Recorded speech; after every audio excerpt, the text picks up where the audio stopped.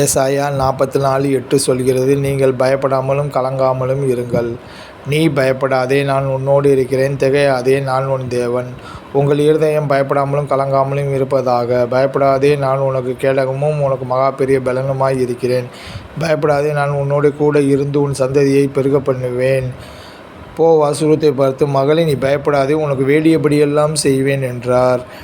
எலியா தன் வேலைக்காரனை நோக்கி, அவர்களோடு இருக்கிறவர்களை பார்க்கிலும் நம்மோடு இருக்கிறவர்கள் அதிகம் என்றார். உன் தேவனாகிய கர்த்தராகிய நான் உன் வலது கையை பிடித்து, பயப்படாதே, நான் உனக்கு துணை நிற்கிறேன் என்று சொல்லுகிறேன். பயப்படாதே, நீ வெட்கப்படுவதில்லை. நானாதே, நீ லட்சியடைவதில்லை. தேசமே, பயப்படாதே, மகிழ்ந்து களிகூறு. கர்த்தர் பெரிய காரியங்களை செய்வார். இயேசு சொல்கிறார், பயப்படாதே, விசுவாசமுள்ளவனாயிரு. கர்த்தர் பெரிய காரியங்களை செய்வார் என்றார். தேவன் தூதன் மரியாளை நோக்கி, பயப்படாதே, நீ தேவனிடத்தில் கிருபை பெற்றாய் என்றார். இப்படி நம்மை பயப்படாமல் வைத்திருக்கிற தேவனுக்கே மகிமை உண்டாவதாக. ஆமேன்.